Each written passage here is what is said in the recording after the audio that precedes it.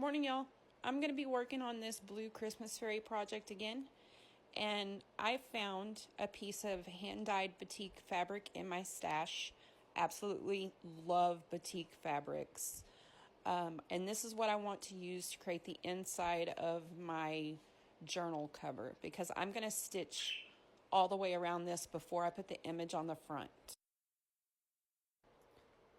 Now I have a layer of batik fabric that I've torn down to fit the inside of my cover, and underneath it I have adhered an atlas page, and I used heat and bond, and I'll show you what it looks like in between the paper and the fabric, because I didn't want my glue to seep through the fabric. Now, my words aren't going to match my hands and what you're seeing on the video, because I made a mistake and lost some of my sounds. So this is what I'm using, is that heat and bond. You can get it at Hobby Lobby and Walmart. And I put the fabric, then the heat and bond, tear the paper off the heat and bond, and then ironed the atlas page to that. Now I'm going to take my tacky glue and I'm going to glue this piece down. And by doing the layering as I did, that glue is not going to seep through my fabric. You're not going to be able to see it. And when you're gluing the inside of your journals, make sure you get those seams really good where you're going to fold it. And I'm hoping that you guys can hear me over. All my animals are acting up this morning. My Mr. Sir, my Mr. Man bird in there is highly upset, I think, because I'm not playing music. Now, I have a piece of Crafty Me Shop lace here. This is beautiful lace. You can find her on Facebook. That's where she does her sales. And I'm going to glue the edges and the bottom. I'm just going to tack it down because I am going to stitch this. I made a mistake there, cleaned it up. That wasn't where I wanted glue. And then I'm going to cut off these extra little dangles off the bottom because I think they're a little bit too long for this project.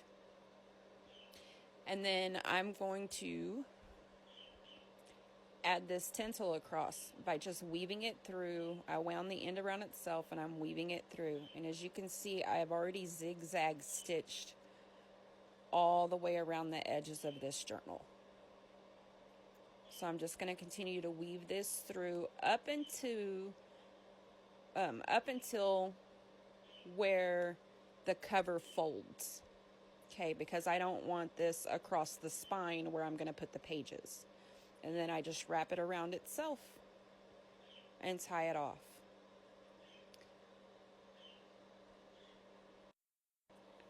Okay, now I'm going to give the spine a good fold.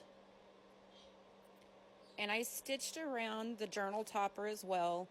And you can see my zigzag stitch was a little messy, but that's okay. It's a junk journal.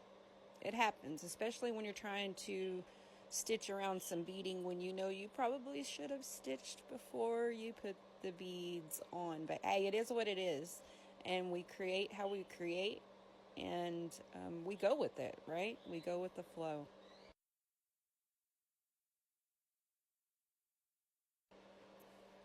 So these Christmas fairies, again, are available over in the Junk Journal Ideas and Inspiration group. If you join that group, you can search for Admin Friday Freebies, and these will pop up, as well as some other really cool freebies that you guys can print and use to make your journals. So I'm adding quite a bit of glue to the back of this because this is going on the outside of the journal and I want it to stick really well.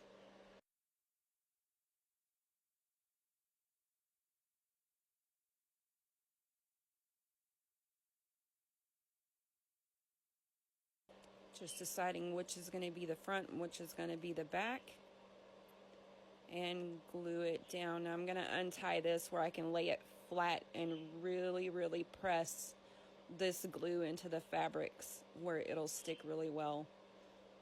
No, some people use Fabri-Tac and things like that.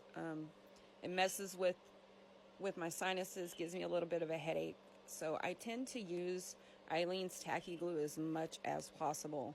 And if you're patient, it will glue, it will dry, it will hold, and it will dry. It just takes longer.